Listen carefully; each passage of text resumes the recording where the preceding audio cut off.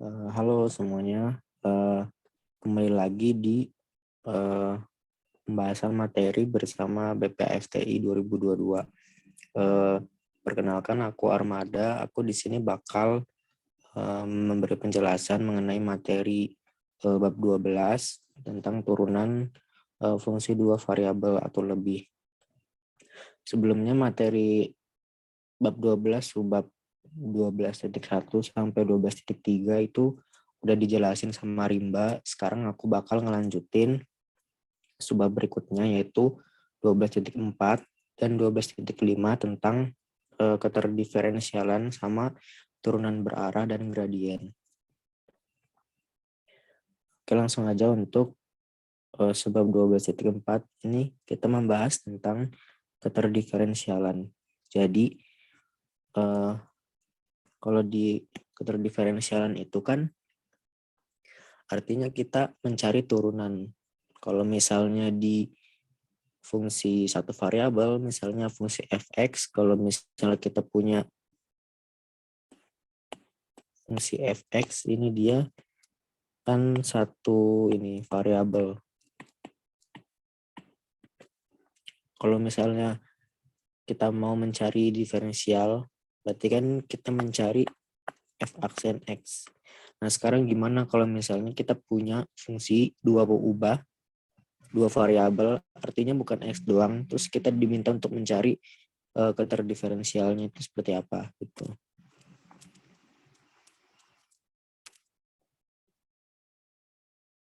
Nah, sebelumnya pasti udah dijelasin sama Rimba tentang gimana sih turunan untuk fungsi dua kubah. Itu tentu kita pakai turunan parsial kan. Cuman kalau di turunan parsial itu, kalau misalnya kita amatin pendekatan geometrisnya, misalnya saya punya di sini kurva gitu. Terus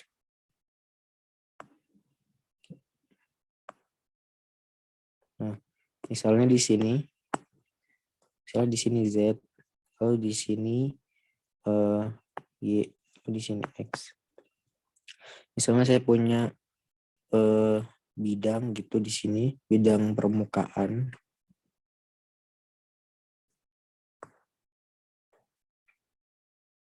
Ya anggap aja ini sebuah bidang gitu ya.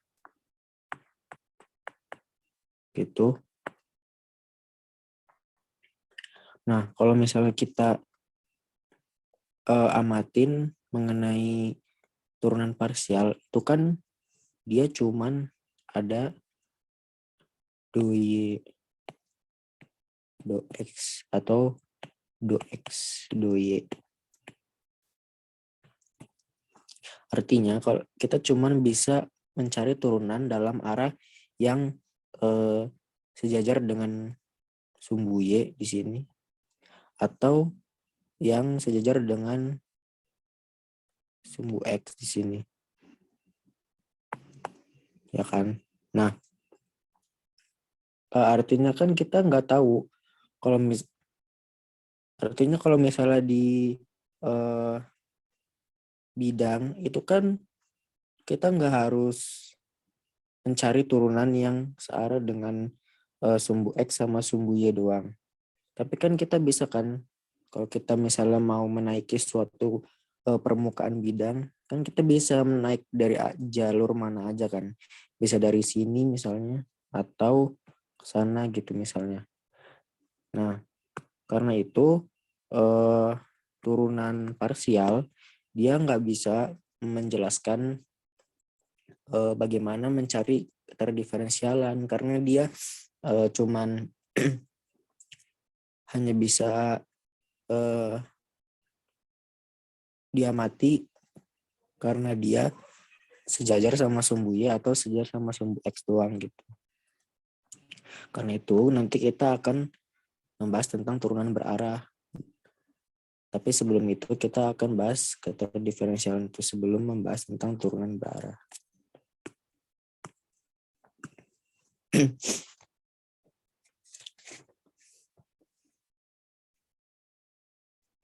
Nah, kalau misalnya kita mencari turunan, kalau misalnya di fungsi fx,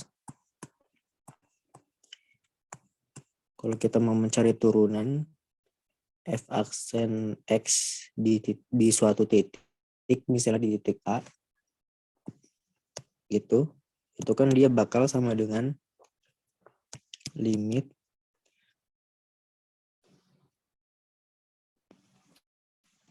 x menuju x min A, dia menuju 0, atau x menuju A gitu, sama aja sih. Dari fx min fa per x min A. Atau dia akan sama dengan limit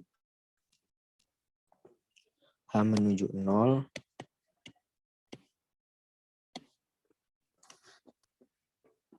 dari f A plus H min fa per H. Nah, ya sama aja dengan catatan bahwa x min A itu di sini sama dengan H gitu.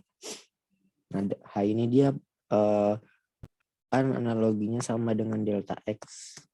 Pertambahan nilai X-nya sama aja. Nah, kalau misalnya di satu variabel itu kan kita pakainya cuman satu titik. Misalnya titik A. Kita mau mencari keterdiferensialan di satu titik X di dekat A. Nah, sekarang kalau misalnya di dua peubah, berarti kan fx, y, dua peubah. Artinya kita bukan melihat dari satu titik, tapi dari dua titik sekarang, yaitu X dan Y. Kalau misalnya kita amatin, karena ini dia titik X, Y. Nah, kita sudah membahas mengenai bidang sekarang. Kalau misalnya di satu variabel, kita membahasnya di sebuah garis aja. Kalau di sebuah bidang, artinya kita mencari titik, atau lebih bagus lagi kita sebut posisi dari titik itu apa. Karena kita membahas tentang posisi, artinya kita membutuhkan vektor. Jadi titik X, Y ini kita bisa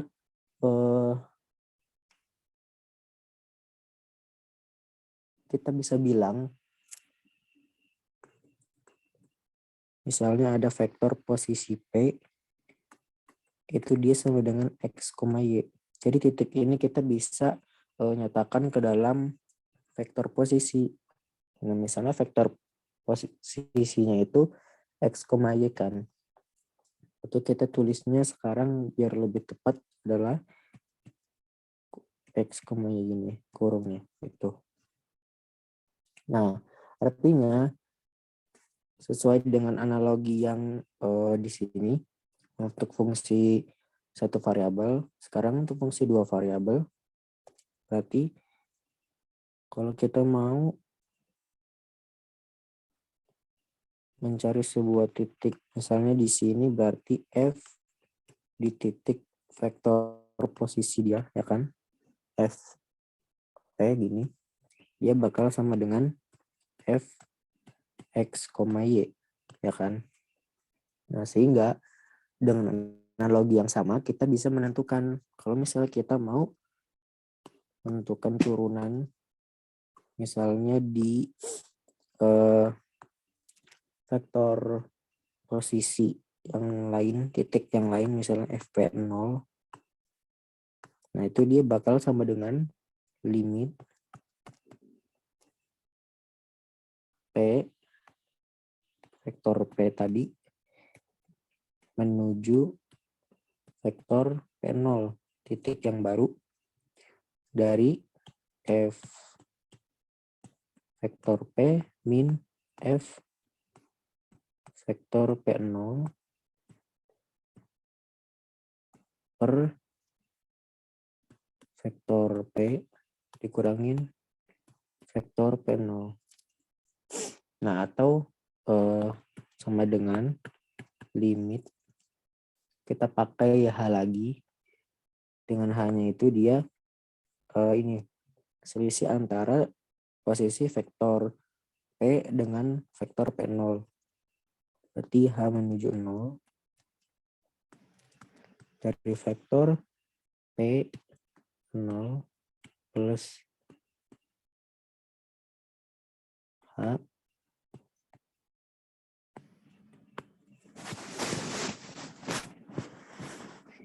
min F P0 per H. Nah, cuman dengan catatan bahwa H di sini dia juga vektor karena kan dia selisih dari dua vektor kan. Berarti kita tulis di sini hanya itu dia vektor gitu.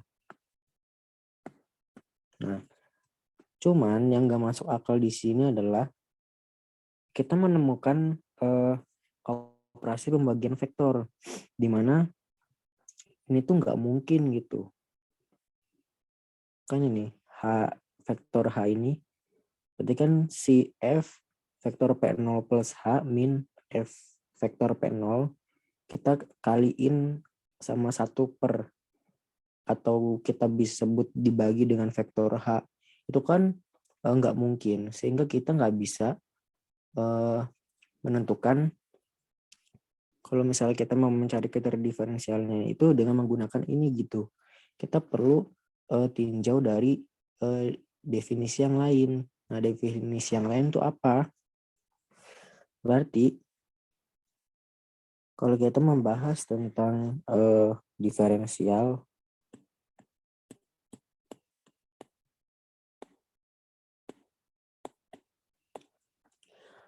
kalau kita membahas tentang diferensial itu kita sebenarnya mencari titik singgung atau titik aproksimasi. Jadi misalnya kita mau mengaproksimasi nilai sebuah fungsi gitu. Misalnya dalam satu variabel aja dulu tuh, misalnya kita mau mengaproksimasi fungsi ini x dengan x-nya itu di dekat A gitu. Nah, itu kita menggunakan diferensial seperti yang udah dipelajarin di kalkulus 1 tentang diferensial fungsi satu variabel. Nah, sekarang berarti kita tinjau keterdiferensial dengan cara yang sama, berarti dengan menggunakan istilah yang namanya garis singgung. Kita bahas tentang satu variabel dulu aja. Kalau di satu variabel, nah itu kita punya fx.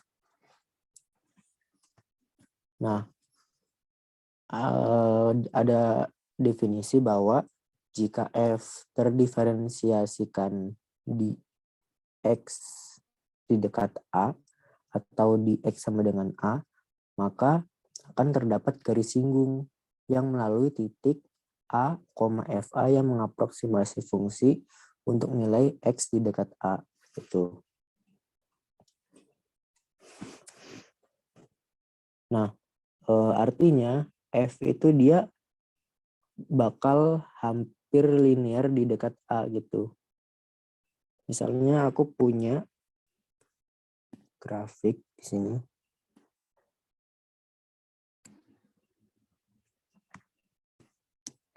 Nah, ini Y, ini X. Misalnya aku punya sebuah fungsi, misalnya ngasal begini gitu. Terus kalau misalnya kita mau cari garis singgungnya, berarti kan ini. Nah, ini garis singgungnya kan. Kalau misalnya kita perbesar yang ini, bagian yang ini kita perbesar.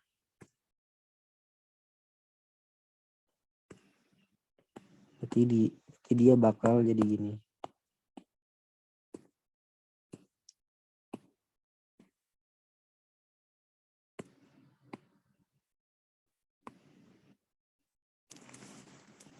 kita perbesar grafiknya.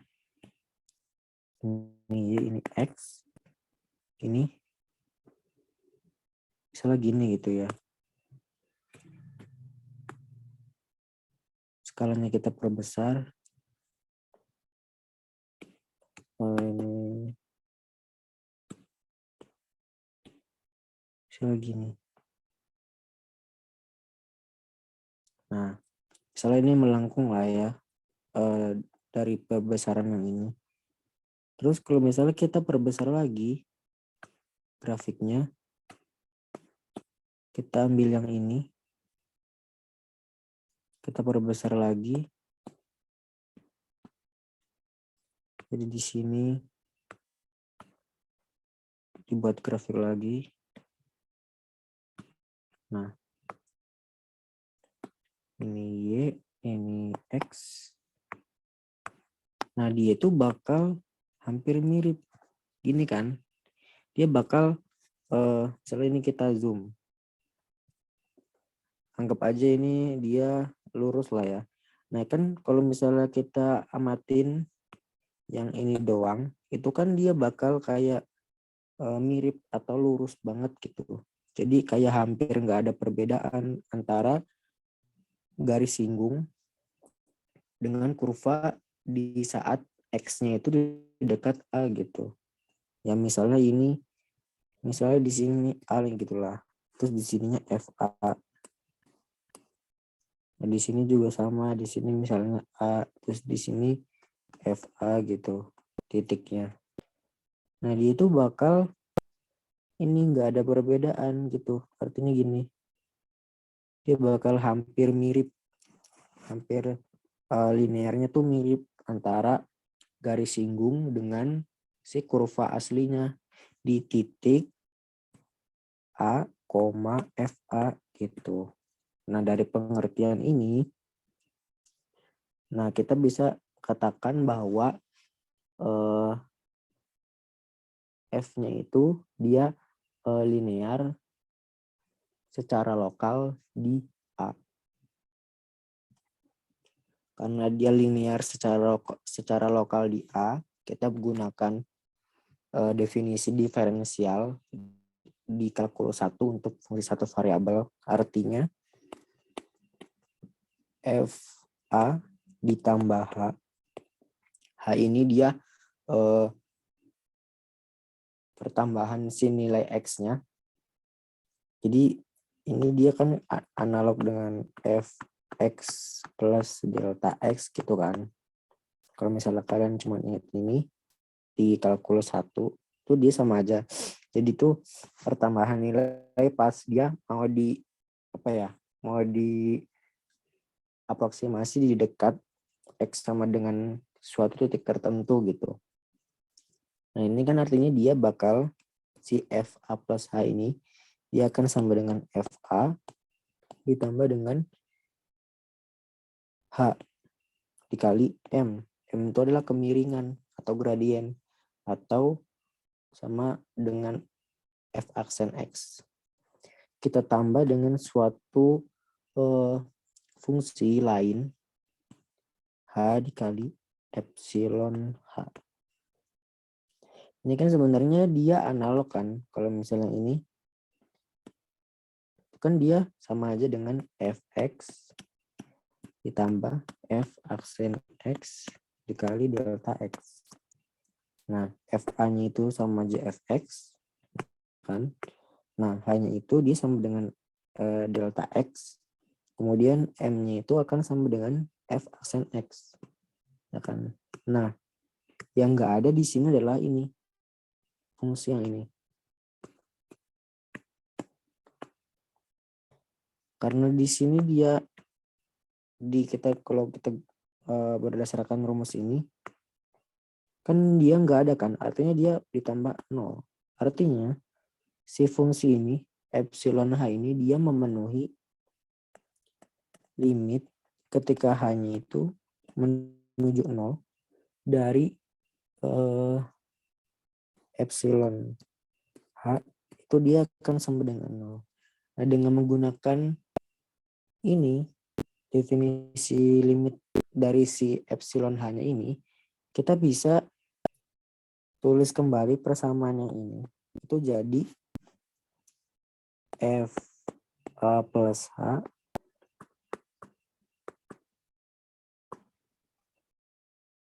dikurangin FA.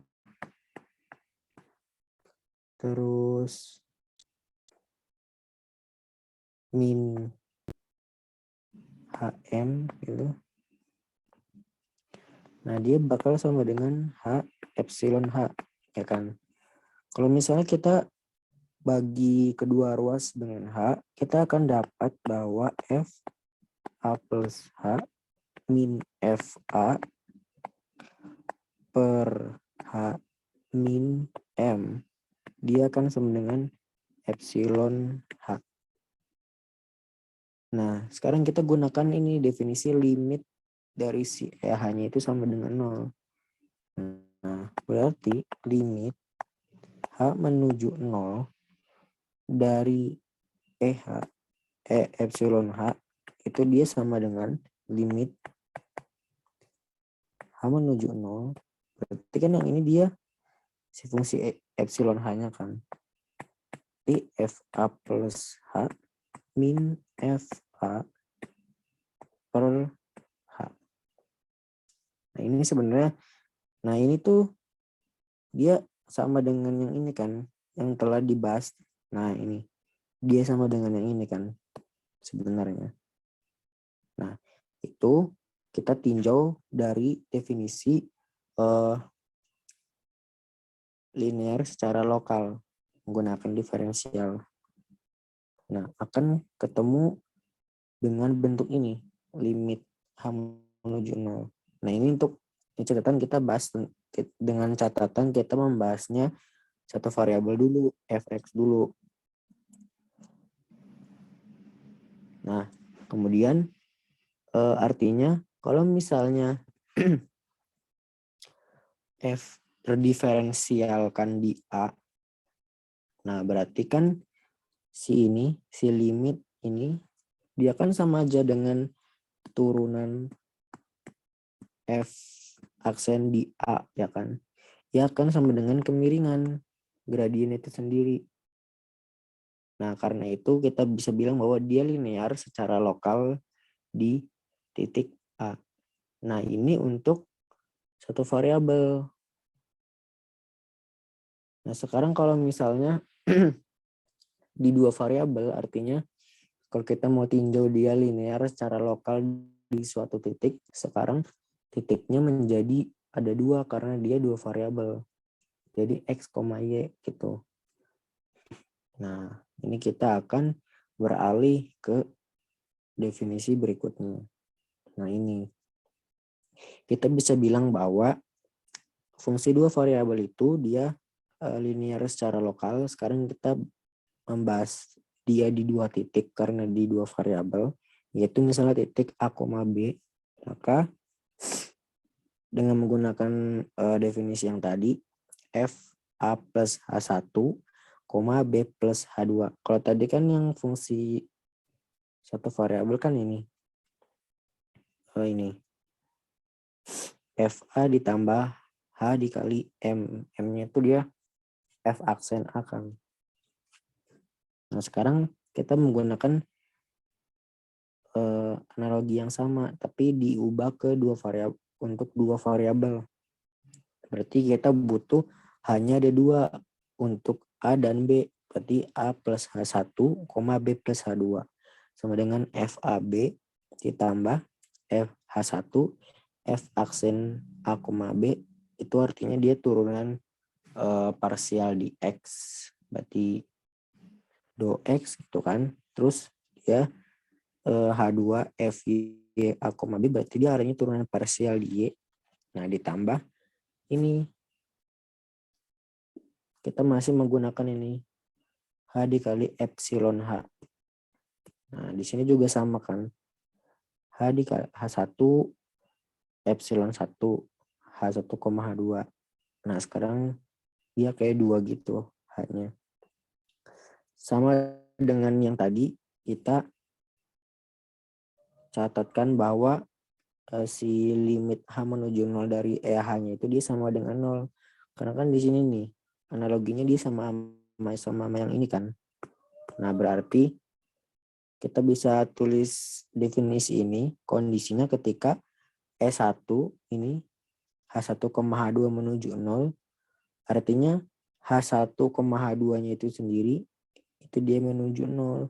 Dan yang dengan definisi yang sama untuk epsilon 2-nya itu H1, H2-nya itu dia menuju 0 ketika H1, H2-nya dia menuju 0.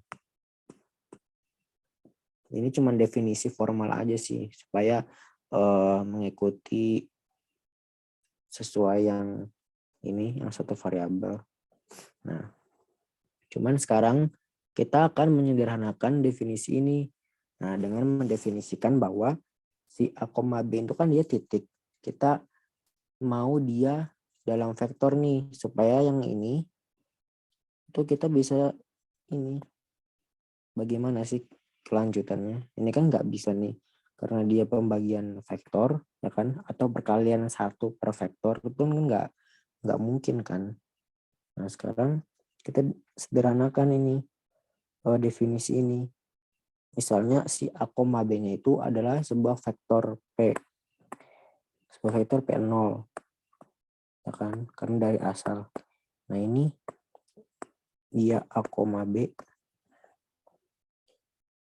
Atau kalau ini kita anggap dia sebuah titik.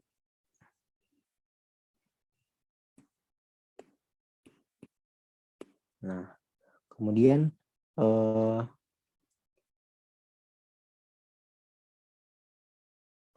untuk vektor H.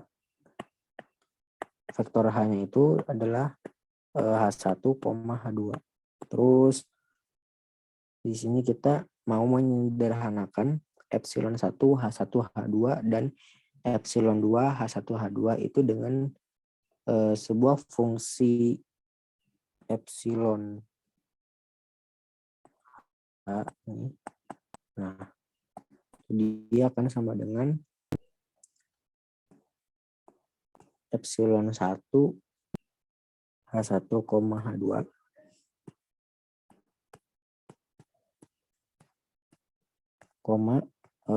epsilon 2 H1, H2. Nah, dengan catatan bahwa fungsi epsilon H ini tuh dia fungsi bernilai vektor atau fungsi bernilai vektor dari variabel vektor H, ya kan. Hanya itu kan dia vektor. Nah, jadi definisi yang panjang di sini kita bisa ubah jadi vektor P0 plus H, dia akan sama dengan vektor H di sini dia akan sama dengan F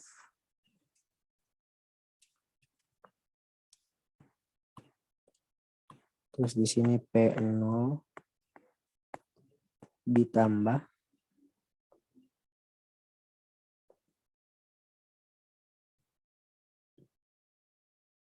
turunan masing-masingnya Fx di vektor P0, Fy turunan di Y, turunan parsial di Y, vektor P0, nah, dikali dengan vektor H, ditambah dengan vektor H dikali fungsi epsilon dari vektor H. Kita bisa sederhanakan definisi linear secara lokal fungsi dua variabel itu dengan yang ini. Dia lebih sederhana kelihatannya. Nah,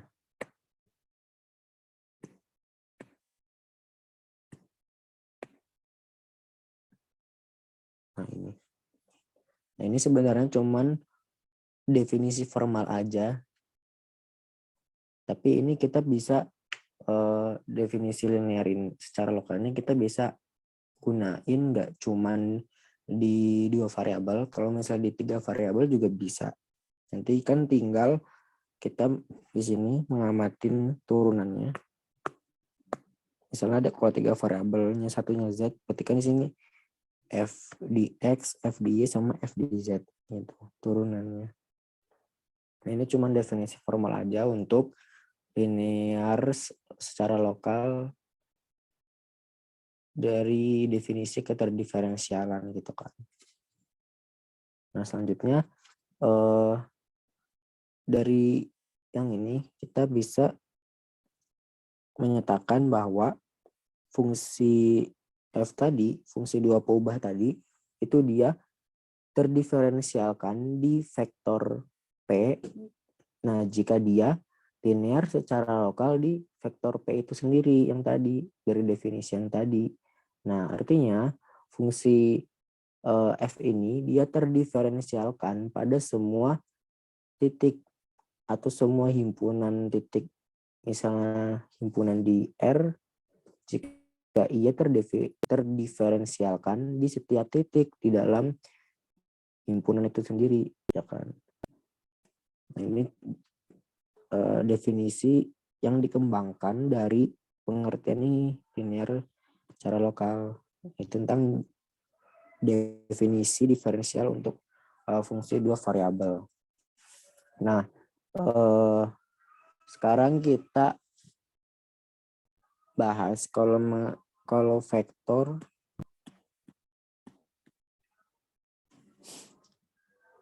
yang tadi kita bahas yang ini. Nah, kita bahas tentang vektor f x di P misalnya, dan f y di vektor P. Itu kita bisa sederhanakan pernyataannya. Pernyataannya. Ini kan seolah-olah dia akan sama dengan fx ini di I ditambah fy ini vektor P di J. Nah, kita bisa nyatakan dia sebagai nabla F dari vektor P. Nah, ini adalah operator del atau disebut nabla atau sama aja, atau dalam bab ini dia disebut grad atau gradien. Itu dia karena gradien. Nah, kita kan membahasnya tentang ini kan turunan kemiringan, artinya berhubungan dengan gradien. Sehingga operator del atau nabla atau grad ini del atau nabla ini kita bisa sebut sebagai grad atau gradien F dari vektor P. Itu penyebutannya. Nah, jadi F terdiferensialkan di vektor P jika dan hanya jika F vektor P plus vektor H. Nah, definisi yang tadi kita pakai ya. Sama dengan F vektor P ditambah nabla F vektor P dikali vektor H ditambah vektor H dikali epsilon dari vektor H. Nah, dengan catatan yang tadi, si E dari vektor H ini dia menuju 0, ketika si vektor H-nya ini dia menuju 0. Nah, sebagai tambahan, kalau misalnya di fungsi satu variabel itu kan f aksen x. Nah, dia kan bakal menghasilkan sebuah bilangan. Tetapi kalau kita membahas tentang turunan di dua variabel ini, si nabla f p ini dia akan menghasilkan vektor, bukan sebuah bilangan. Karena pada dasarnya ini kan kita bekerja pada vektor kan. vektor P. Nah, kemudian hasil karena dia vektor, ini vektor, kemudian ini vektor, dan di sini ada operasi dot product, artinya hasil kali titik. Berarti hasil kali ini dia akan menghasilkan sebuah bilangan kan, kalau dot product. Nah, terus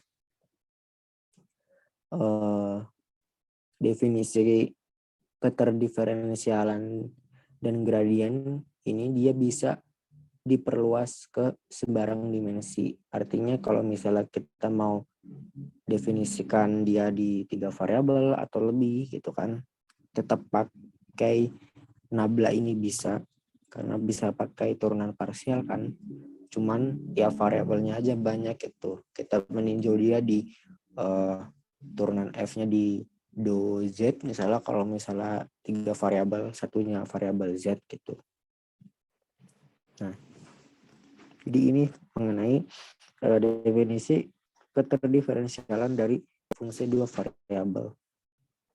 Nah, artinya kita beranjak ke definisi berikutnya, artinya jika f x, y fungsi 2 variabel ini mempunyai turunan-turunan parsial yang jelas kontinu di fx x, y dan fy x, y, misalnya pada daerah bidang atau permukaan yang ditinjaunya itu terdapat sebuah titik A, B, artinya si fungsi fx, y-nya bakal terdiferensialkan otomatis di A, B. Nah, definisi ini itu kita bisa gunakan saat kita mau mencari persamaan bidang singgung. Karena sekali lagi di diferensial itu kita mencari, kita bekerja pada garis singgung itu untuk kalau fungsi satu variabel. Sekarang kalau di 2 variabel kita membahasnya adalah tentang bidang singgung. Karena kita bekerja pada bidang sekarang, bukan garis. Nah, kita pakai definisi yang tadi, jika fungsi f terdiferensialkan di P, jika fungsi f terdiferensialkan di P, vektor P. Nah, maka kita pakai definisi yang tadi kan, f vektor P0 ditambah H, hanya itu pertambahan panjang dari si vektornya. Dia akan sama dengan f P0, vektor P0 ditambah nabla dari f vektor P0 dikali dengan vektor H. Ini kan sebenarnya sama aja dengan istilah ini kan, diferensial di satu variabel yang fx ditambah delta x sama dengan fx ditambah f aksen x dikali delta x. Ini analoginya sama sebenarnya. Nah, terus kalau kita mau ubah seperti yang di satu variabel x sama dengan x sama dengan x0 ditambah delta x, artinya kita meninjau sekarang vektor, yaitu vektor P. Nah, dia adalah vektor P0 ditambah vektor H, ini vektor H ya. Artinya kita bisa Nyatakan kembali pernyataan yang di atas ini dengan misalnya sebuah fungsi apa ya, Z sama dengan T di vektor P. Nah, dia bakal sama dengan F P0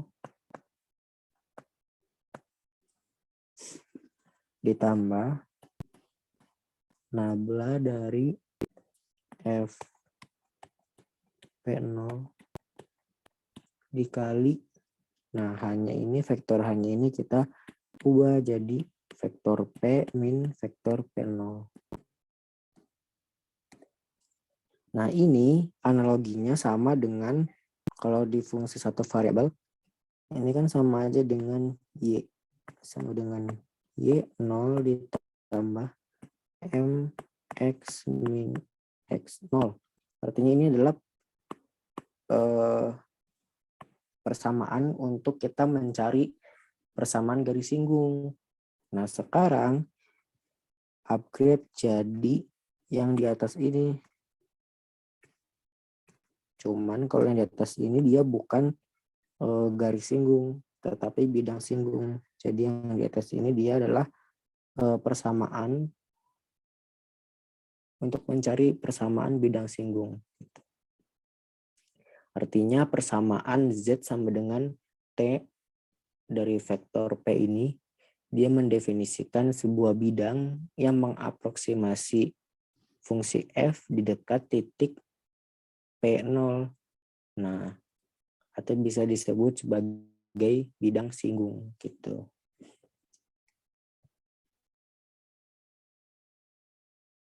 Nah, ini adalah persamaan bidang singgung.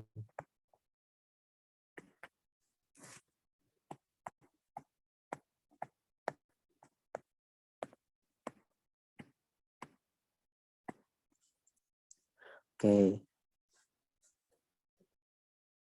Jadi intinya sepanjang tadi menurunkan bukan menurunkan sih, menjelaskan ini tentang dari kita tinjau dari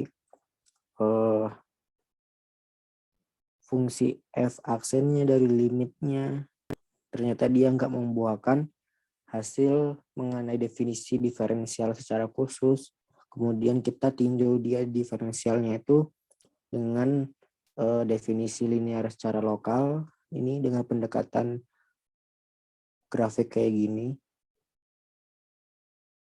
sehingga kita bisa dapat definisi linear secara lokalnya itu seperti apa, kemudian definisi linear secara lokalnya itu membantu kita untuk menentukan bagaimana maksud diferensial untuk fungsi dua variabelnya ini. Nah, sehingga definisi diferensial dari dua variabel ini kita bisa pakai saat kita mau mencari bagaimana persamaan bidang singgungnya ketika sebuah bidang itu mengaproksimasi di sebuah titik. Titiknya itu misalnya bukan titik tetapi vektor posisi P0. Nah, jadi intinya sebenarnya cuman nyari persamaan bidang singgung sih di diferensial ini. Nah, di sini misalnya aku misalnya ada soal di sini, contoh soal.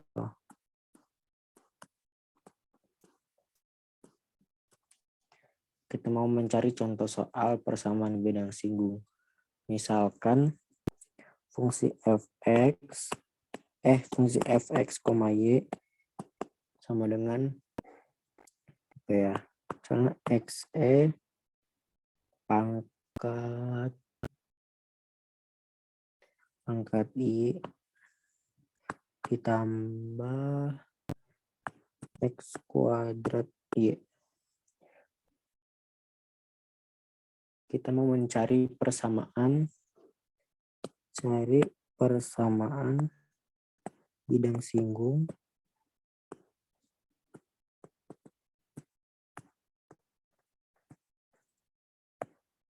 di titik misalnya apa ya, 2,0. Misalnya ada sebuah fungsi fx, y, itu definisinya ini. Kemudian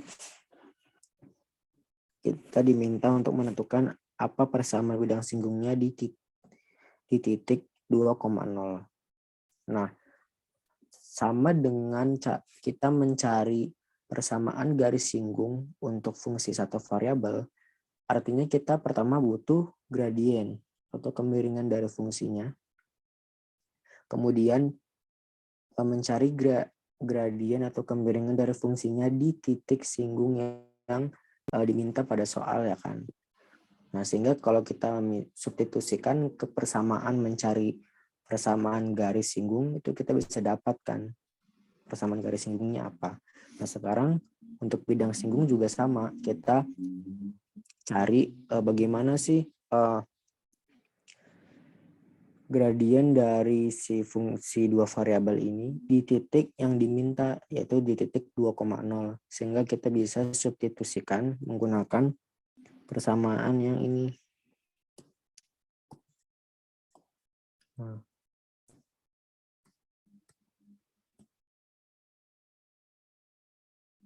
Nah, yang itu. Berarti pertama di sini apa? Kita butuh ini kan? Kita butuh nabla Fp0. Nabla Fp0 atau nabla F itu kan dia turunan dari ini kan? Sesuai mana sih? Nah, ini. Berarti kita mencari turunan di X sama turunan di Y.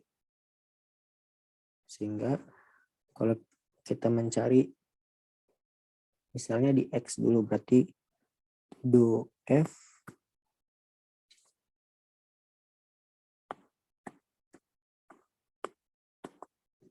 berarti do F per do X.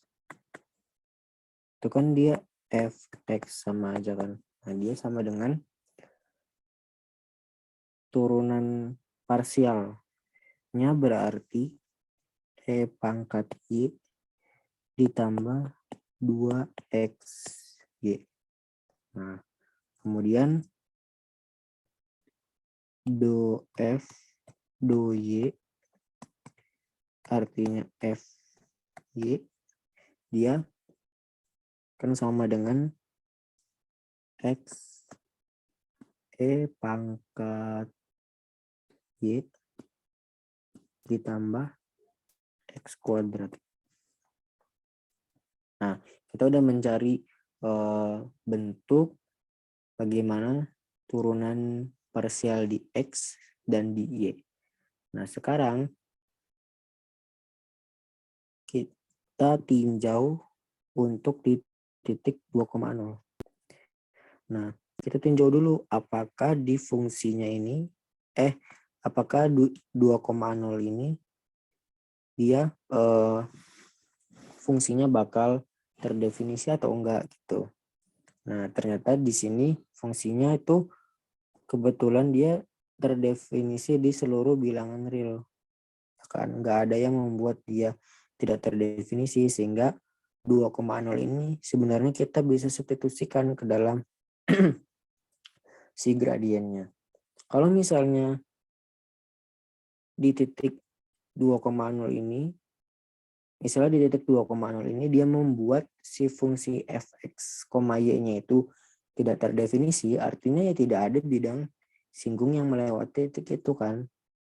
Artinya kita jangan terjebak ketika kita mendapatkan turunan parsial dari si x dan si y-nya itu, si 2,0-nya itu dia ternyata masuk gitu. Artinya nggak membuat si turunan do F, do X, atau do F, do Y-nya ini tidak terdefinisi, tapi dia kan titiknya tidak terdefinisi di fungsi yang awal. Artinya jangan kita langsung substitusikan gitu kan.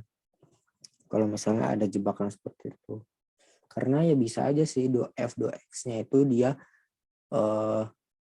terdefinisi di suatu titik A, B, tapi fungsi aslinya fx, y-nya itu dia nggak terdefinisi di titik A, B-nya itu. Nah, berarti di titik 2,0 artinya kita tinjau nabla atau grad fx, y.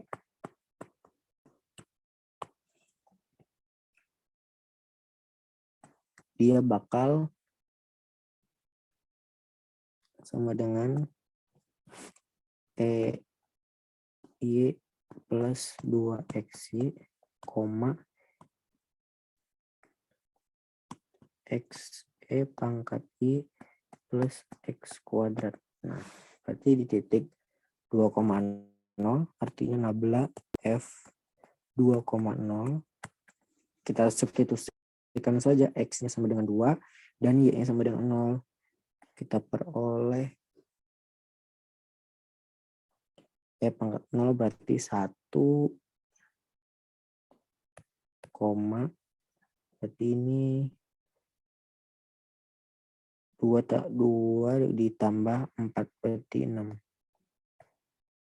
Nah, kita peroleh nabla f di 2,0 itu dia 1,6 atau 1i ditambah 6j kalau misalnya dalam notasi vektor. Maka kita udah bisa langsung mencari persamaan bidang singgungnya. Persamaan bidang singgungnya adalah tadi z sama dengan, kita pakai definisi yang ada sini, fp0. Artinya f di titik 2,0 ditambah dengan nabla f di 2,0 kita dotkan dengan posisi dia. Kan ini posisinya kan P min P0. Kita dapat titik P0-nya itu kan si titik singgungnya itu adalah 2,0. Berarti P-nya di sini kita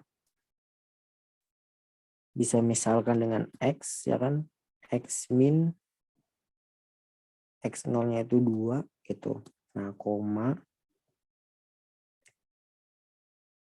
Y min Y0, Y min 0 berarti Y doang.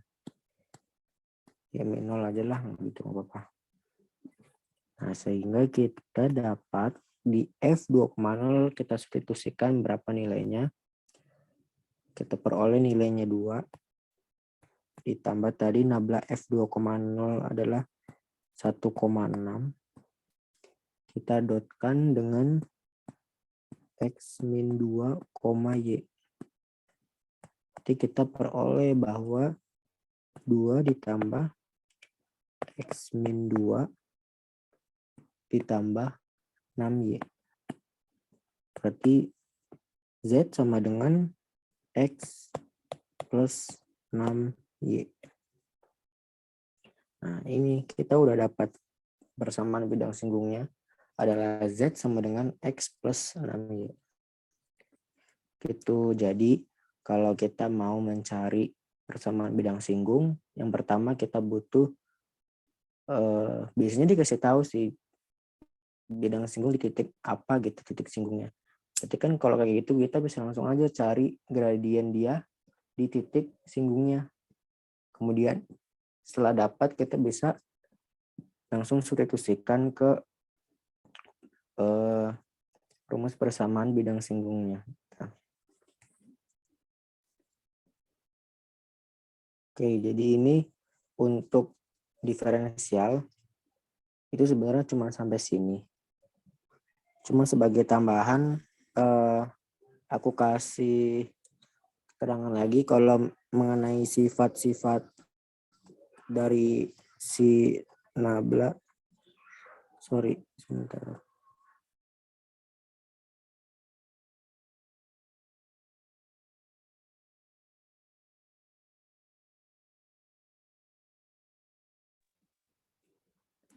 mengenai sifat-sifat nabla.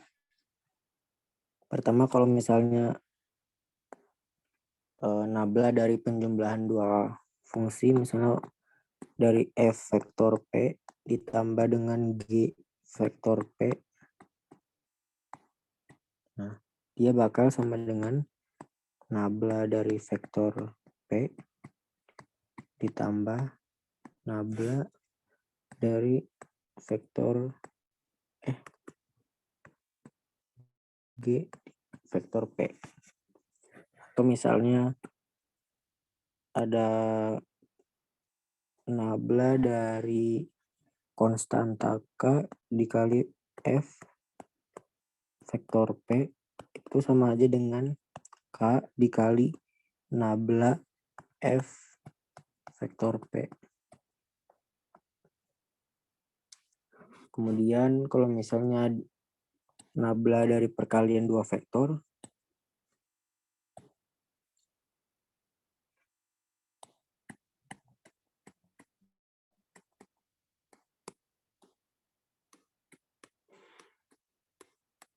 nah ini kan sebenarnya sama aja dengan kita mencari turunan dari perkalian dua vektor kan. Kita pakai aturan itu, berarti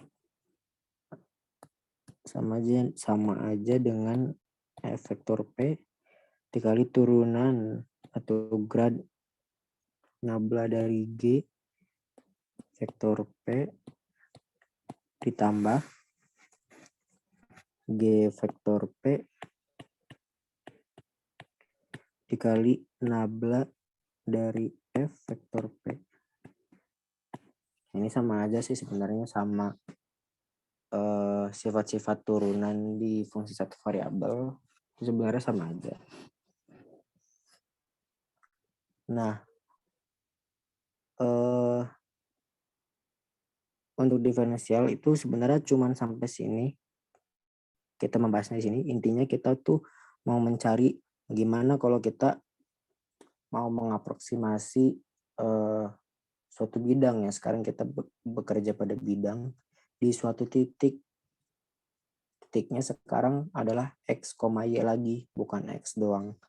Karena kita bekerja pada dua variabel. Sebenarnya cuma cari itu. Cuman kita pakai definisi-definisi pertama dari definisi linear secara lokal, kemudian definisi diferensialnya itu sendiri di vektor gitu, dan sampai ke membahas tentang bagaimana mencari persamaan bidang singgungnya itu. Nah, sekarang kita lanjut mengenai ke turunan berarah dan gradien.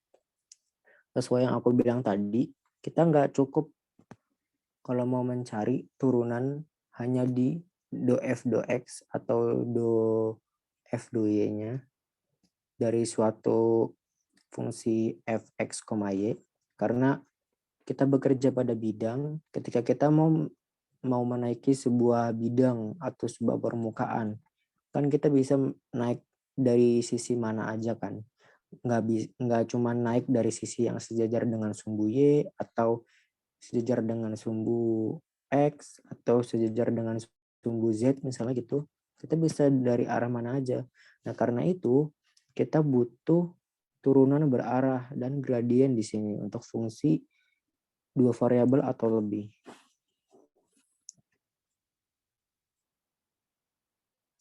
Nah, kita pakai definisi yang tadi. Kita pakai definisi kita pakai definisi mana?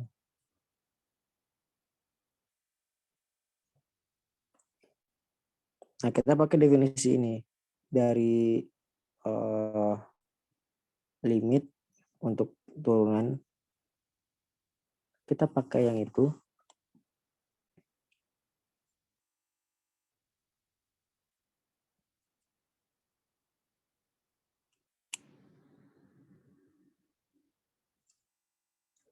Misalnya kita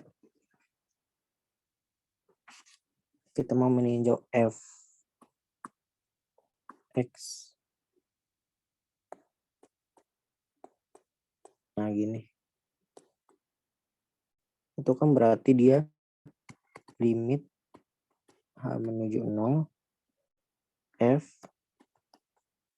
karena di ketunjuknya turunan parsial X, artinya do X, berarti kan vektor P-nya kita tambahkan dengan H, ini dia I. I-nya itu di sini.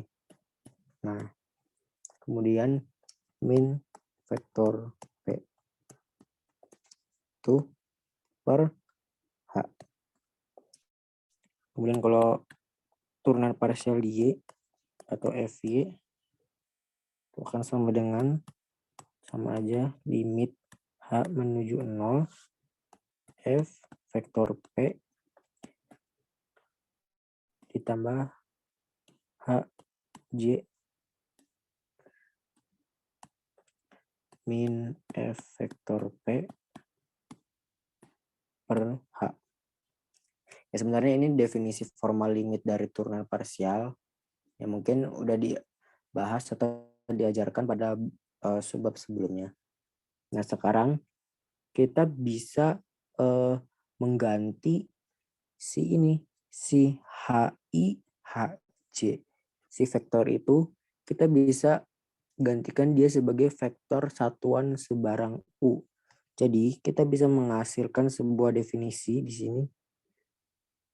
Nah, definisi untuk setiap unit vektor U. U ini yang tadi, yang ini sama yang ini. Kita mau ubah dia sebagai sebuah vektor U.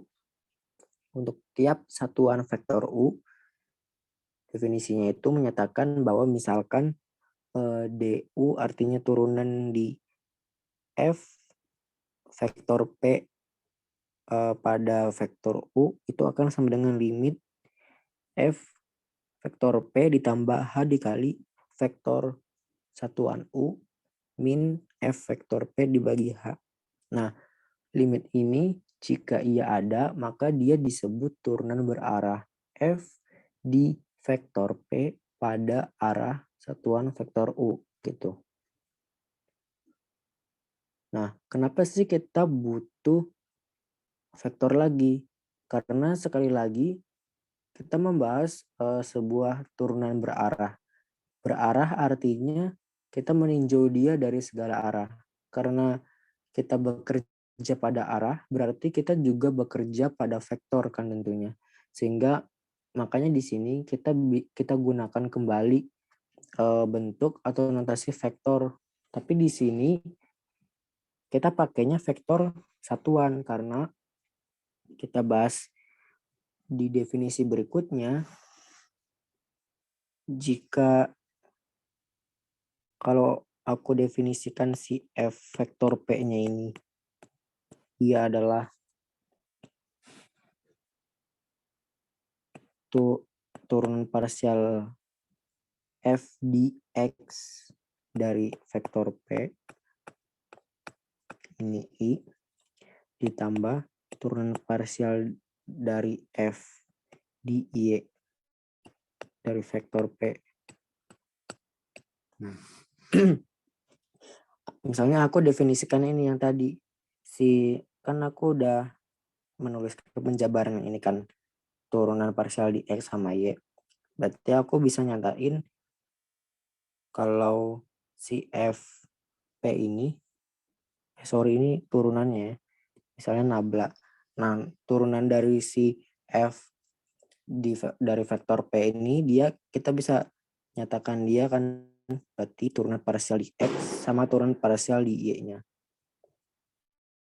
Sehingga untuk teorema yang ini, misalkan F terdiferensialkan di vektor P, maka F mempunyai turunan berarah di vektor P dalam arah vektor satuan U adalah U1I ditambah U2J dan memenuhi turunan parsial di F dari vektor P atau turunan parsial ya, turunan dari fungsi F pada vektor P terhadap vektor satuan U itu adalah vektor satuan U kita dotkan dengan nabla FP. Nah, dengan catatan tadi ini penjabarannya ini cuma penjabaran aja sih. Kan kalau misalnya dot itu kan harus dikalikan sesuai komponennya. Nah, ini U1 itu kan dia komponen X atau komponen Y, artinya kita kalikan dia dengan turun parsial di X. Kalau di sini U2 itu kan komponen Y, artinya dalam komponen Y, berarti U2 ini kita kalikan dengan turun parsial di Y. Gitu. Ini ya dengan catatan bahwa ini nabla FP-nya itu dia ini. Nah, sehingga dia memenuhi ini supaya lebih jelas. Nah, contohnya kita langsung aja ke contoh soal. Contoh soalnya itu misalnya aku punya fx, y sama dengan 4x kuadrat min xy ditambah 3y kuadrat. Kita mau mencari turunan berarah.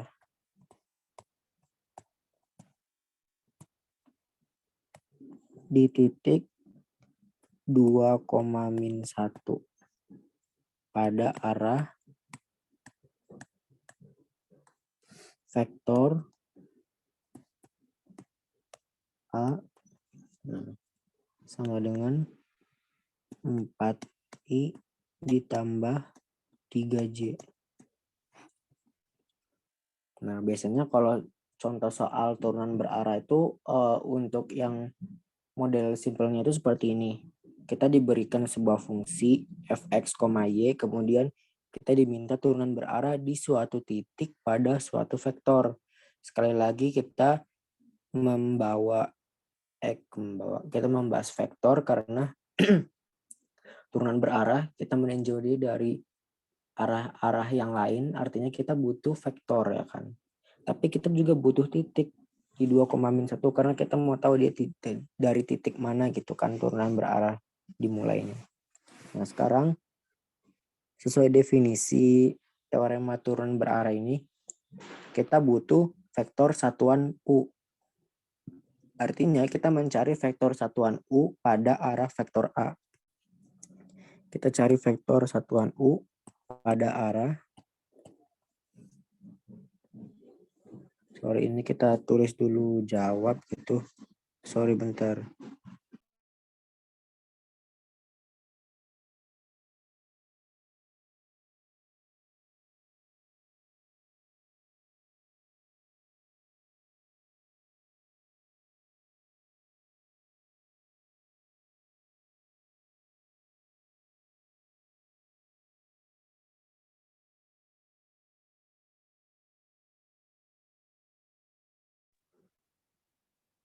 Sorry tadi ada kendala. Oke, kita lanjutin aja.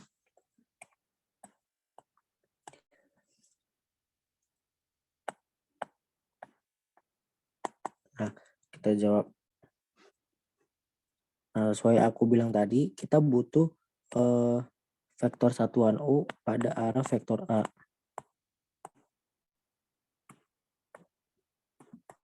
Gitu. Berarti sesuai definisi vektor satuan itu kan berarti vektor A kita bagi dengan norm dari vektor A atau panjang vektor A. Jadi dia akan sama dengan vektor A-nya itu adalah 4i ditambah 3j per panjangnya berarti akar dari 4 kuadrat ditambah 3 kuadrat ya kan. Jadi akan sama dengan 4i ditambah 3j per 16 tambah berarti 5 lagi. Berarti vektor satuan U pada arah A itu adalah ini 4/5i ditambah 3/5j. Kita udah dapat vektor satuannya. Kemudian yang kita cari sekarang adalah nabla si F di 2, min 1-nya itu berapa. Berarti kita cari dulu f x y-nya berapa, itu apa, dan f dan turunan parsial f y x, y-nya itu apa. Nah, turunan parsial x ini berarti dia akan sama dengan 8x min y. Kemudian kalau misalnya turunan parsial di y-nya itu dia akan sama dengan min x plus 6y. Nah, berarti kita bisa cari di titik 2, min 1 dia akan sama dengan 17 hasilnya. Kemudian di ini juga 2, min 1 dia hasilnya bakal min 8. Nah, sekarang kita udah dapat ini. Nabla F di 2, min 1 itu dia adalah 17, min 8. Nah, sehingga kita bisa pakai ini. Di teorema ini kita dotkan kan vektor satuannya kita dotkan dengan nabla F. Jadi turunan berarahnya artinya DU ini dari F 2, min 1. Nah, ini dibacanya turunan berarah ya. Karena kan pada ini kan vektor satuan U kan. Berarti D terhadap vektor satuan U dari F 2, min 1 dia bakal sama dengan nabla F 2, min 1 kita kalikan dengan vektor satuannya. Vektor satuan U. Nah, ini tadi 17, min 8 kita dotkan dengan ini 4/5, 3/5. Nah, ini kan pastinya hasilnya angka kan. Kita dapat dia hasilnya adalah 44/5. Nah, jadi turunan berarah F di 2, min 1 dia menghasilkan sebuah bilangan yaitu 44/5. Kenapa menghasilkan sebuah bilangan? Karena pada dasarnya kan kita bekerja pada pada hasil kali titik dari dua buah vektor atau dot product kan dia bakal menghasilkan bilangan atau angka kan. Nah, ini untuk cara mencari turunan berarah. Kalau misalnya dia di 3 variabel sama aja, tapi nablanya kita tambahkan satu variabel aja gitu kayak biasa. Misalnya variabel z, berarti kita butuh turunan parsial di z dari fx, y, z tuh. Dan nanti vektor satuannya juga bakal menyesuaikan juga kalau misalnya vektornya kalau misalnya si fungsinya itu dia variabelnya 3, berarti ntar vektor yang diketahuinya dia bakal dalam arah 3 komponen juga IJK gitu. Kemudian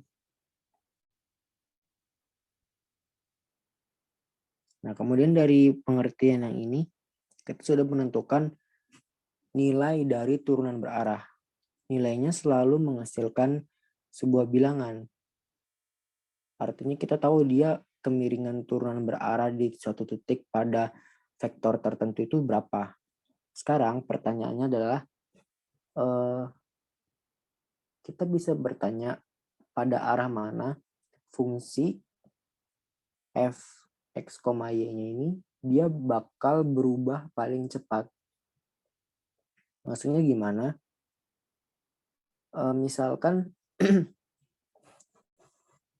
kita mau apa ya?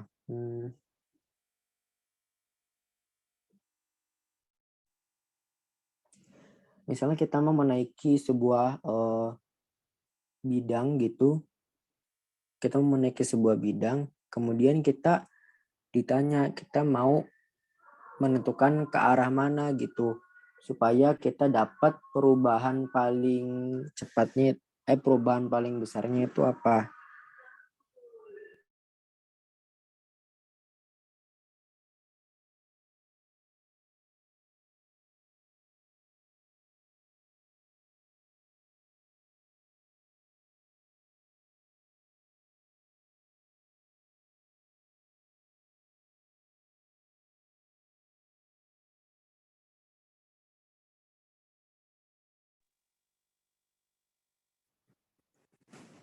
Sorry, tadi ada kendala lagi, aku lanjutin.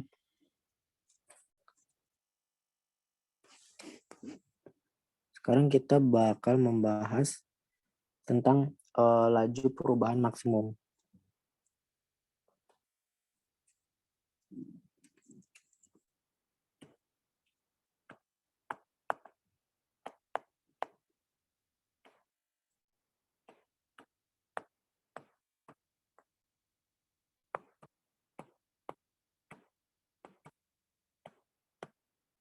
Nah, ini maksudnya gimana? Jadi tadi kita sudah menentukan nilai turunan berarahnya itu apa dari diketahui sebuah fungsi, kemudian sebuah vektor, kemudian ditanya mencari nilai turunan berarah di suatu titik. Sekarang kita tanya bagi ke arah mana sih kita bakal dapat eh, perubahan fungsi paling cepat.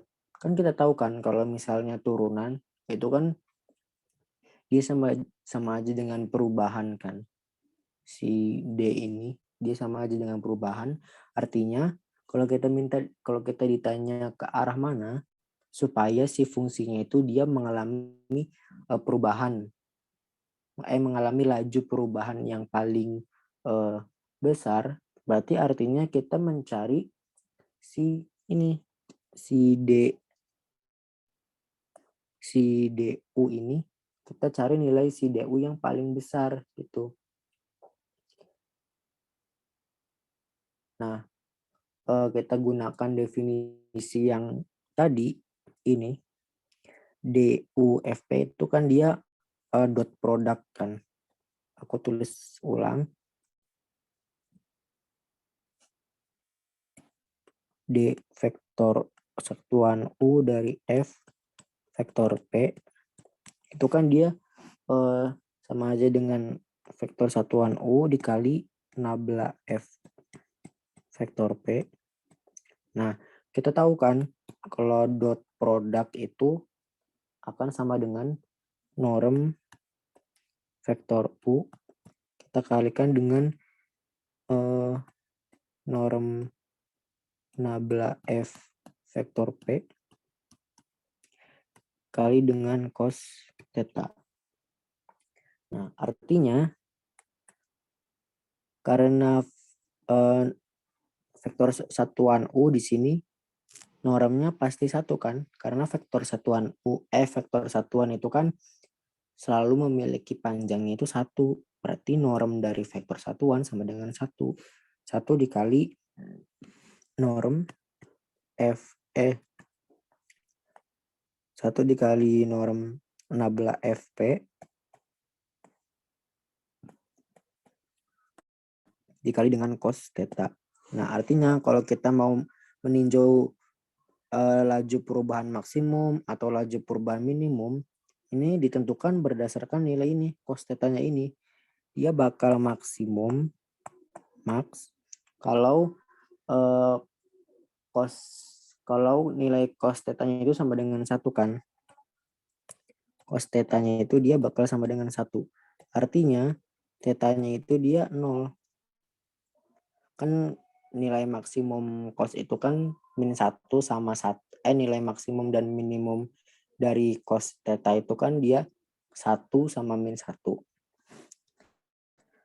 Nah, kemudian kalau misalnya minimum, kalau misalnya ditanya laju perubahan minimum, berarti cos theta-nya itu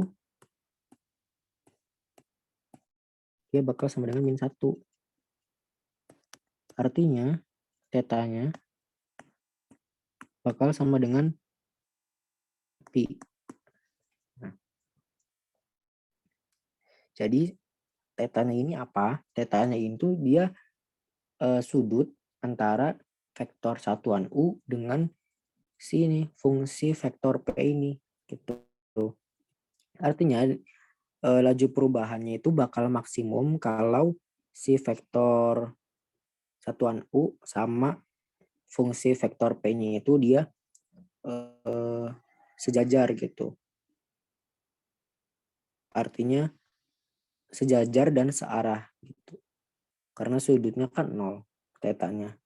Kalau misalnya minimum berarti si vektor satuan U dengan fungsi vektor P-nya itu dia sejajar tapi arahnya berlawanan. Karena di sini sudutnya adalah pi atau 180 derajat gitu. Sehingga kita bisa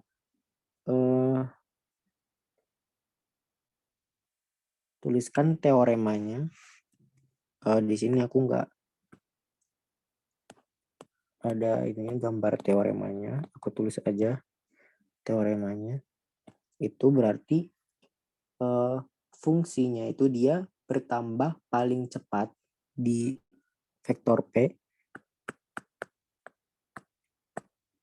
Fungsi F itu bertambah paling cepat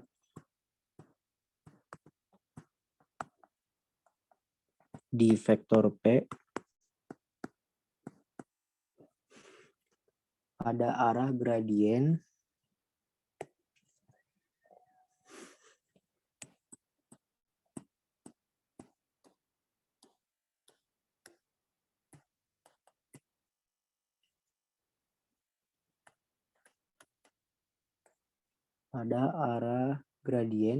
dengan laju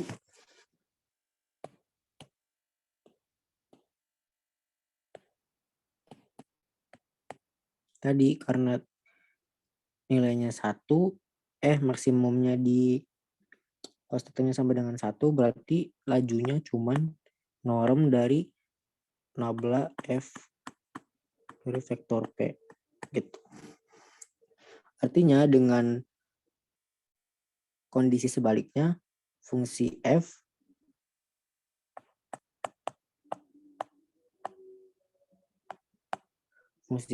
dia bakal berkurang sekarang kebalikannya. Artinya perubahan lajunya itu minimum paling cepat di vektor P. Nah, itu sama aja gini dalam arah gradien dengan lajunya itu negatif norm dari nabla F vektor P. Kenapa negatif? Karena nilai di sini saat minimum dia kan nilai cos-nya -1. Berarti min dikali norm dari nabla FP itu kan sama dengan min norm nabla FP gitu. Jadi ini. Nah, maksudnya gimana sih penggunaannya? Contohnya misalnya contoh soal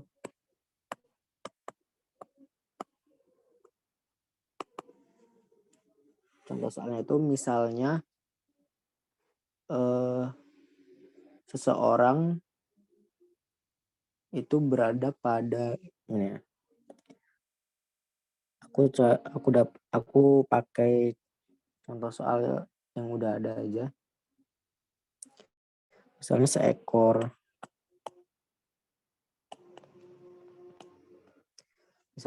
lebah dia itu berada pada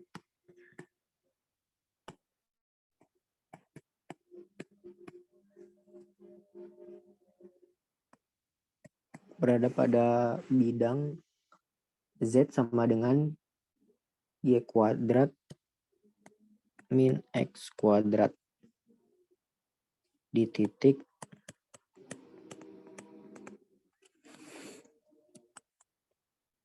1,1,0. Nah, kemudian ditanya pada arah mana ia seharusnya bergerak untuk panjatan yang paling curam dan ditanya berapa kemiringan pada waktu ia memulai. Aku nggak tulis ya, aku tulisan diketahuinya aja.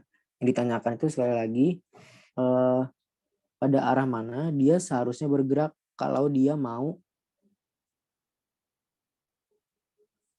Terus jangan lebah sih ya. Ganti dia apa dia semut.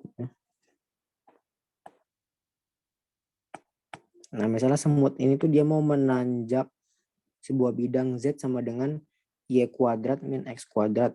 Dan dia mula-mula di titik 1,1,0. Kemudian kalau misalnya ditanya pada arah mana si semut ini tuh dia seharusnya bergerak. Pada arah mana si semut ini tuh dia seharusnya bergerak kalau dia mau naik ke panjatan yang paling curam dan ditanya berapa kemiringan pada waktu ia memulai menaiki panjatan tersebut. Nah, karena panjatannya itu maunya dia yang curam, artinya kan kalau kita mau menaiki panjatan yang curam, kita butuh laju perubahan yang paling besar kan, artinya yang maksimum supaya kita bisa menaiki panjatan itu kan. Jadi kita kalau mau menaiki panjatan kan kita butuh usaha atau effort yang besar, artinya kita butuh laju perubahan yang maksimum. Jadi dari sini kita bisa amati bahwa kita mencari laju perubahan maksimumnya, ya kan? Nah, laju perubahan maksimum artinya kita butuh apa? Kita butuh nabla F di titik di mana si semut itu mula-mula berada gitu kan. Kemudian kita mencari vektor satuannya supaya kan ini kita pakai ini kan. Kita pakai rumus yang ini DU ini kita pakai ini. Tapi kan karena maksimum di sini satu kan. Ya udah artinya kita mencari ini nilai ini dengan nilai kita mencari nilai ini dari yang udah diketahuin. Berarti pertama kita butuh turunan parsial karena kita butuh nabla, kita butuh turunan parsial di X dari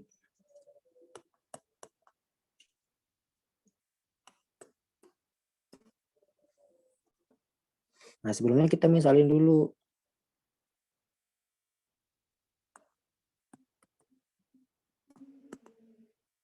Karena si Z-nya itu dia karena di titik ini kan ada 3 nih. Cuman di Z-nya itu dia 0. Ya udah kita misalin aja. Karena si Z-nya konstan 0 dia maksudnya dari mula-mulanya itu Z-nya 0 ya udah berarti kita misalin aja Fx, Y ya kan sama dengan Y kuadrat min X kuadrat. Nah, kemudian kita mencari turunan parsial di X-nya. Berarti kan akan sama dengan min 2X. Kemudian kalau turunan parsial di Y-nya kan sama dengan 2Y. Nah, berarti nabla F di titik 1,1 itu akan sama dengan min 2,2 ya kan? Atau min 2I ditambah 2J. Nah, jadi jawabnya adalah semut itu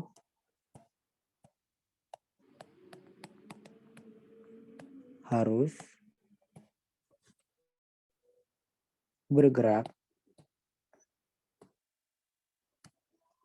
mulai dari titik asal dia kan 1,1,0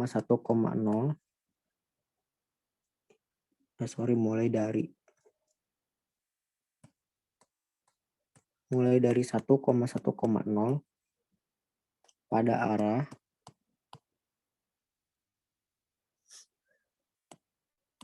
pada arahnya ini, min 2,2.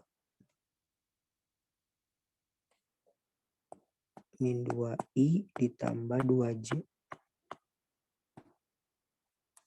Nah, kemudian kita mencari kemiringannya berapa. Ya udah, kemiringannya kan tinggal ini. Norm dari vektor ini, min 2,2.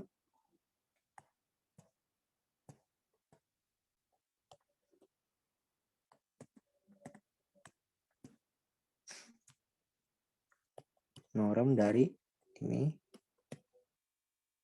F 1,1 ya kan. Berarti kan min 2 kuadrat ditambah 2 kuadrat pangkat 1/2 berarti sama dengan akar 8 atau 2 akar 2. Itu. Nah, kenapa kemiringannya itu norm? Karena kan nabla itu kan dia turunan. Turunan itu kan melambangkan kemiringan kan. Berarti kalau misalnya ditanya semut itu bergerak harus pada arah yang mana? Artinya sebenarnya kita cuma mencari turunan dari si nabla di titik 1,1 itu. Kita dapat sebuah vektor kan.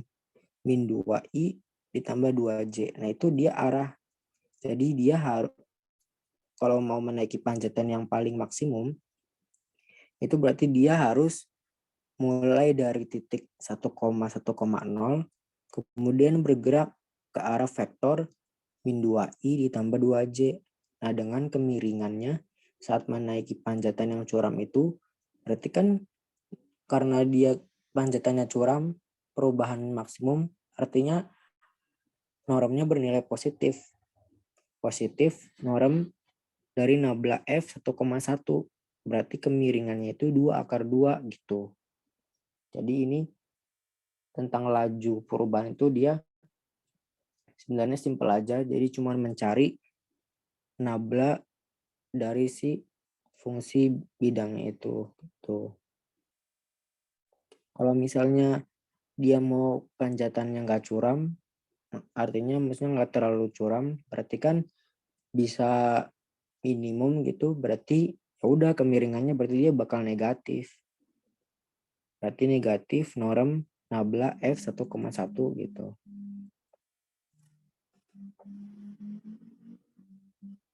Terus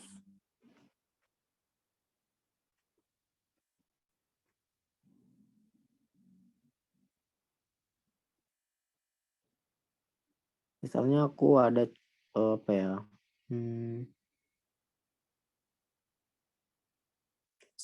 Misalnya contoh soal lagi tentang laju perubahan gitu.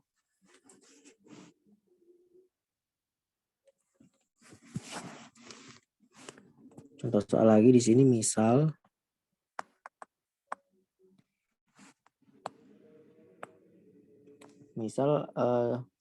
kita punya suhu pada sebarang titik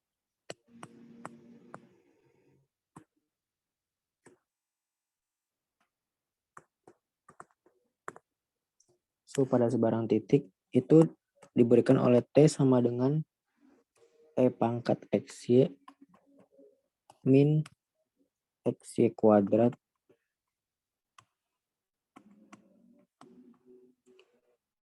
min X kuadrat YZ. Nah, kita diminta ke arah mana suhunya itu akan memberikan penurunan suhu terbesar di titik 1,-1,2.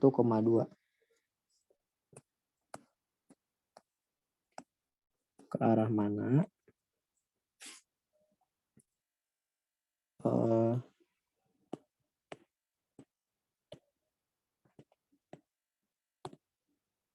yang memberikan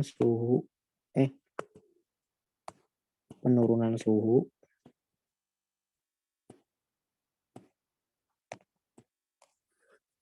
terbesar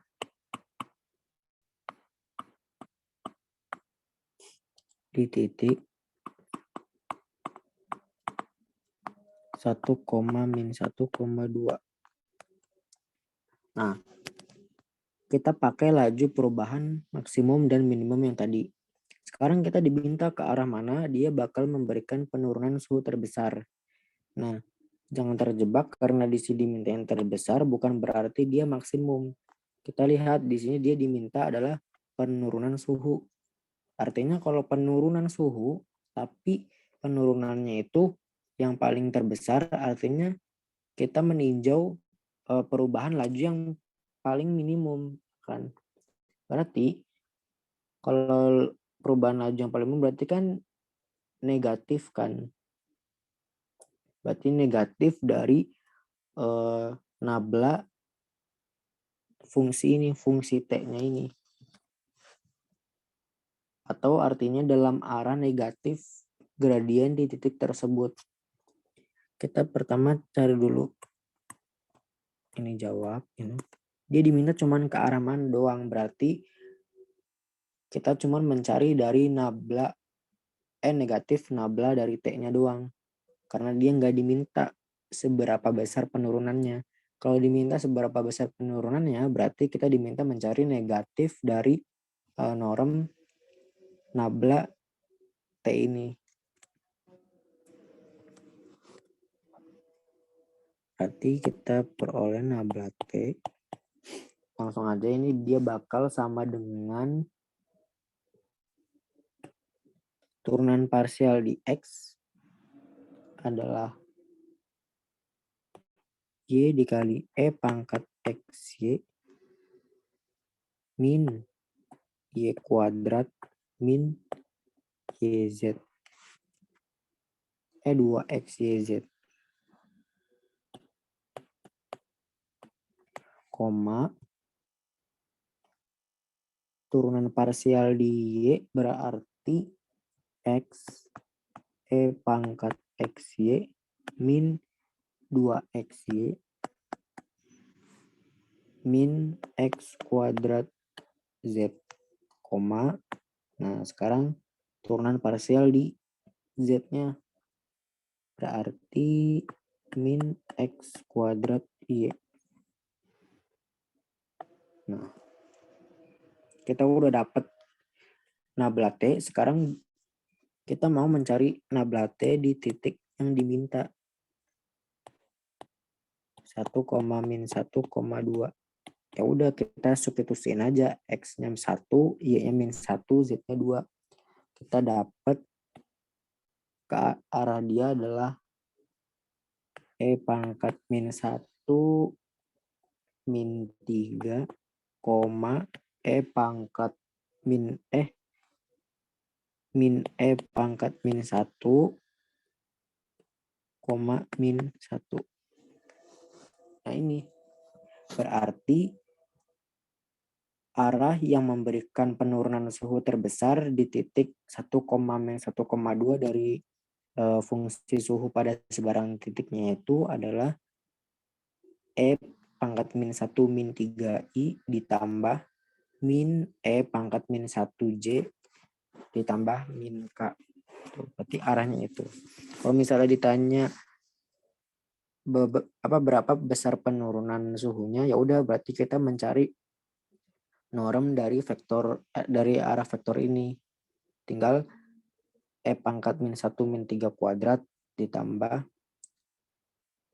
min E pangkat min 1 kuadrat ditambah min 1 kuadrat dalam akar pangkat 2 gitu.